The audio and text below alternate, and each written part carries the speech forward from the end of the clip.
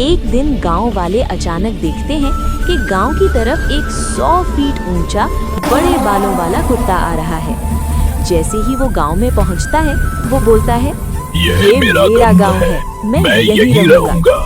थोड़ी ही देर में गांव में बाढ़ आ जाती है, पानी चारों तरफ फैल जाता है, लेकिन कुत्ता बिना डर के गांव वालों को अपने ऊंचे कंधों पर उठा लेता है और सुरक्षित जगह तक पहुंचाता है।